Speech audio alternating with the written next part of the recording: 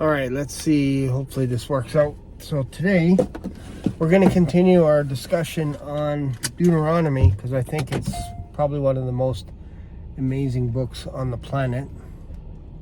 And when you mention that, there will be people that will say all the books are equal in the Bible. All the books. Like, I understand. I get it. Believe me, I get it. I understand that you could say Titus or what else do we have here? Philippians, Acts, Ruth, all this kind of stuff. I get it. Proverbs, Song of Solomon. But if you're talking about information packed over a period of thousands of years, Deuteronomy is the book for you. I'm telling you, it's packed. Not only is it packed because Moses wrote it, at least most of it. I think you can build a strong argument that he wrote most of it. The only reason why I would question perhaps a couple of fragments near the end that perhaps someone inserted a few things is because of sometimes every once in a while it'll be like, this has happened and it's like this until this day, or Moses went up and the Lord closed his eyes, or whatever. Like, Moses didn't write that part, but probably Joshua or Eliezer, which is Aaron's son, I'd probably take a stab at it if I were to guess, take an educational guess. I would say it was probably most likely Joshua or Eliezer to be able to finish off the book of Deuteronomy, if that makes sense. Because really, if you're talking about Moses dying, obviously he's not writing it because he's dead, right? So I think we got that out of the way. But it's the authorship is attributed to Moses for Genesis, Exodus, Leviticus, Numbers, and Deuteronomy. And I went through it pretty heavy, I think, in the last chapter in regards to why we have Numbers. And again, a lot of it is based on the idea of the Passover, and more specifically the firstborn, because there's a lot of traditions along that line when you're thinking about the Passover, the first Passover in Egypt. It was because Pharaoh would not let Israel go, and his heart was hardened. So then God basically said, okay, I'm going to take your firstborn children. And in remembrance of all that whole thing, that's where we get the Passover, to remember that night. Remember how quickly things happened, how quickly Israel actually left Egypt. And so they had to slaughter a sheep and then pour the blood on both side posts and the top to make it representative of, man, you could pose a strong case. This just seems like this is the crucifixion. This is the cross. This is what Jesus Christ did for us. And if you're a Jew that reads the Torah, I do not know how you cannot see the significance of somebody blocking the way so that the destroyer cannot come into that house, the destroying angel cannot come into that home. And anybody, it didn't matter if you were an Egyptian, it didn't matter who you were protected by the blood. And that's important. I think it's so important to understand that it's not about our genetics, it's not about our DNA, it's about his DNA, it's about his genetics. Where does that blood come from? It comes from heaven. Jesus' blood comes from heaven. He was born of a virgin, but he came from heaven. He didn't come from Adam. He's not descended from Adam I know that's going to sound weird. It even sounds weird when I say it. But he's not in the image, created in the image from Adam, the first Adam. Why? Because he's the last Adam. He's born of a virgin, conceived by the Holy Ghost. That means he's not been infiltrated by Adam's DNA. Adam's contaminated DNA that happened after Adam took of the tree of the knowledge of good and evil.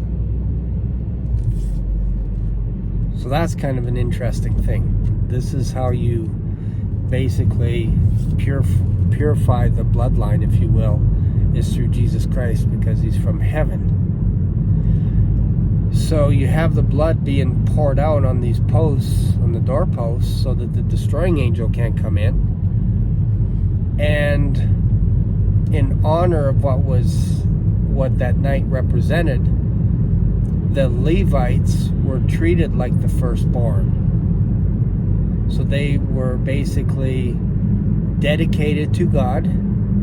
They weren't voted in. God basically used the whole tribe of Levite as, you can almost treat them as the firstborn, if you will, even though they don't have the firstborn rights. But the idea is they are dedicated to the Lord, and in doing so, the Israelites were free because the Levites took on the burden of taking care of the tabernacle, so the other 11 tribes didn't have to do that. And when I say 11, I'm talking about the tribe of Joseph, which is really Ephraim and Manasseh. So when I say the other 11, that's what I'm talking about. It's really 12, but if I say 12, you're going to include the Levites, and I'm not including the Levites because the Levites were numbered later to compensate for all the firstborn children, the firstborn males in Israel. So the Levites were representing all the firstborn males because those belonged to God. And to redeem it, any of the leftovers were to be bought, were to be purchased with 5 shekels. The excess, if you will, were to be purchased, so that the firstborn are free, because the Levites were dedicated to the temple. So that's a lot what Numbers is, and then we get all the different tribes, we get all the different positions, the leaders, who's in charge of what, when, where, all this kind of stuff. Excuse me. All right. So now we're about to go into the promised land, and Moses is dedicating everything. He's basically, or I shouldn't say dedicating, he is reiterating what the promises were, what commitments Israel made. And then before they went in, this is interesting, the tribe of Reuben actually approached Moses and said, we have a lot of cattle, and we prefer to stay on this side of Jordan while you guys go on that side of Jordan. So Moses is like, I don't know, I don't think it's a good idea, because your brethren are going to go before you and they're going to battle while you get all this nice land, this nice pasture, and they're going to be disheartened. So then the tribe of Reuben, the tribe of Gad, and the half tribe of Manasseh said, we promise that we will lead the way, we will go first into Canaan, and we are not going to stop until all of our brethren have their inheritance, basically. So Moses said, if you do this, this land is yours. You can leave your women and children here and fence up all the animals, and it's your land. So basically borders between Edom, Ammon, and Moab. So So that's where their land was. And this place, most people probably don't realize it, but it was infested heavily with giants. And Esau had to take out a lot of giants, had to clean up a lot of mess along the borders of Edom, basically bordering the Jordan River, and then as far north as Ammon and the Moabites. And what had happened was the Ammonites and the Moabites, who are descendants of Lot, lost a piece of their territory, and they were never able to get their territory back, which went all the way to the Jordan. So the Ammonites couldn't do it. They tried a few times, got their derrieres kicked by giants, and then basically they just ended up with what they ended up. But what's interesting is God helped them to get those territories. He helped the Edomites, he helped the Ammonites, and he helped the Moabites defeat giants. Why? Because of the brotherly covenant. They have a brotherly covenant with Israel. Okay, that's important. So if they got into trouble, there's a good chance Israel could help them out. Helped out the Edomites, and helped out the Moabites, and helped out the Ammonites. And they would take care. So imagine, now you have Lot's descendants, you have Jacob's descendants on the other side of the Jordan, all occupying all that space, and then all living together and working together and all this kind of stuff. And Reuben wanted to make sure that Israel didn't forget when they were on that side of Jordan. So what he did is he erected an altar, and once the Israelites got wind that the Reubenites created an altar, they formed their army, and they were about to go to war against the Reubenites, the Gadites, and the half-tribe of Manites. Manites? That doesn't sound right. I got too many ites. Yeah, I think it's the Manites. Sounds weird all of a sudden. Ephraim and Manasseh. It's not the Manassanites. It's the Manites. Okay, so where am I going with all this? I'm going with the idea that there's territories allotted for Edom, for Moab, and for Ammon, and Israel was not allowed to touch them when they were moving into Canaan. God said, don't touch Ammon, don't touch Moab, and don't touch the Edomites, because I gave them that land. So that tells you that God designates land for people, not just for Israel, for people all over the world. He set up tables and nations right from the get-go, basically right all the way from Adam and Eve. If you want to go back to the early chapters of Genesis, you can see the table of nations where they're all divvied up. It's kind of interesting. So, I'm going to try and wrap this up in 10 minutes. So basically, they're moving in, and they're trying to cross these territories, and Edom didn't allow them to go through, Moab didn't allow them, Ammon didn't allow them, and then they got attacked by the Amorites, which is basically the Hittite, all these various nations were coming after Israel because they didn't want them to go by the way of kings, if you will, to get to their land. So they attacked them, and one of them was Og, and then also Sihon, and these guys were big boys. Og was big. It's probably like, I want to say he was about 15 to 20 feet tall, and his bed was like a black rock, if you will. They have it to this day somewhere, I guess. Like, again, this is in Deuteronomy. This black rock was in existence at the time of the writing of the book of Deuteronomy. Huge bed. So they're crossing, and Og goes to attack, loses, and they end up occupying their land, and that's when the Reubenites say this is great land. So now Moses is taken up to the mountain. He's given this speech. He actually writes a song. It's probably like one of the top 100 songs for Israel, and that was basically how they were going to fail miserably, and one day God would bring them back. God would scatter them because they're going to worship other gods, but he's going to bring them back.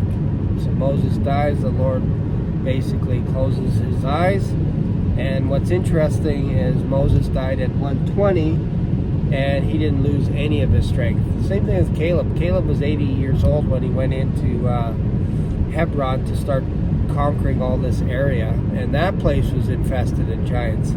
I don't think we fully realize how infested Canaan was with the children of the Anakins. Not Anakin like Anakin Skywalker, but the Anakins. The place was riddled. People are like, well, how can God let a nation go in there and conquer all these giants? Like, aren't those giants good people too? No, they're not. Their children are corrupt because they're mixed with all kinds of crazy stuff, animals, whatever you want. Now, it's not all of them, but the 31 kings, there's something wrong with them, for sure. 31 kings, there was a problem. And they got taken out with extreme prejudice by Joshua. And we'll talk about the book of Joshua in another video. But it's important to note that Joshua was the one that created the crucifix. He's the one that invented it. Came up with that idea of putting someone on a tree to execute them, and then at sundown he would take them off. So he executed 31 kings, starting with the king of Jericho, the king of Ai, and all the various kings. I believe he even did that with the Jebusites as well. But 31 kings he executed himself. Some of them he tossed into caves to a later sentencing, and then he would basically step on their neck and then tell everyone this is what we're going to do to everyone else, and he'd kill them all. And the ones that he didn't kill with the sword, he'd hang on the tree and basically crucify them. And don't think the devil wasn't thinking about this one day in the future when he would try the same tactic on Jesus Christ and crucify him on a tree, because it says, cursed is anyone that dies or is hung on a tree. So Joshua started this by crucifying 31 kings in Joshua, but we're getting ahead of ourselves a little bit. We're getting a little bit ahead of ourselves. We're still in Deuteronomy, and we're about to go into the promised land, but Moses had to write a song so that everybody would write it down. And he even told Joshua, he said, I want you to write this book out. When you cross over the Jordan, write this all out and plaster it on a rock, basically. It's almost like an earlier form of printing, if you will. So how would you like that job, to write out the book of Deuteronomy word for word, put it on some stone as a tribute to what you have done, and so that people wouldn't forget? It's interesting that we don't really have a monument today anymore dedicated to the Reubenites, who were trying to build a monument to show the Israelites on that side of the Jordan that, hey, don't forget about us in the future. This is why we erected this monument. It's not an altar. It might look like it, but it's not an altar. It's different. It's not for sacrifice. It's for a remembrance that we have this side of the land. And today, if you think about it, the tribe of Reuben is not recognized on the east side of the Jordan. There's still the Ammonites there hanging around, which is interesting, right? So they're not recognized. The tribe of Gad is not recognized on that side. Neither is the half-tribe of Manasseh. In fact, they never came back to get their land until perhaps later. Some of them came back. I'll talk about that in another video. But Joshua is basically now taken over, because Moses is dead, and the people all swear allegiance to Joshua, saying, we will do whatever you command us. We will do it. And Joshua is actually quite perfect when you think about it. You think about his character. He did everything by the book. And really, you could pose an argument that the book of Joshua is a fantastic book. 24 chapters. Perfect chapters. Joshua did everything. Everything that was requested of him. He did it all. And then the rest was left up to the rest of the Israelites to take over the land. And after Joshua died, they didn't do that, so they ended up having to have saviors, at least 13 saviors. We call them judges, but they were saviors. Why do we call them saviors? Because they were taking care of Israel whenever the Philistines would come and attack them, or any of the other nations. It was mostly the Philistines coming in, because they didn't rid them. They didn't rid all the nations that they were supposed to rid. And in fact, they made a treaty with one nation. This was basically this nation. I forget who they were. The Gershonites. They could have won an Academy Award for Best Actor because they put makeup on their face, dirt on their face, and they grabbed some moldy bread, some old dried up bread, and they said, look at how far we've come. Look at our clothes. See these clothes? See how tattered they are? See how ripped they are? Doesn't that show you how far we've traveled? Look at our shoes. They're worn out. And look at this bread. See, it's all moldy. It's all falling apart. Doesn't that tell you how far of a journey? Look at this. Like, they're acting. And Joshua bought it. He didn't consult with his leaders. And he bought it and made a treaty, and they weren't allowed to wipe them out because of their vow. And vows were a big deal with Israel. A big deal. So I think this video and the last videos covers a pretty good summary of Deuteronomy. Again, Moses is writing out the history of the 40 years condensed into one book. And if you think about it, that's a lot. That's a lot of history into one book. Suddenly, the book of Deuteronomy isn't so big. It's actually small when you think about it from a historical point of view. And Moses prophesies into the future that God himself will bring everyone back. That's pretty cool. That's pretty cool. So that's important to note, that when I'm talking about God, I'm talking about God the Son bringing back everyone, because in Ezekiel, this is prophesied that the branch will bring everyone back and unite the two sticks, Ephraim and Judah. Two nations will be one nation under God, and he will be their shepherd, and they will be his sheep. They will worship him, and he will be their God. So that's kind of interesting.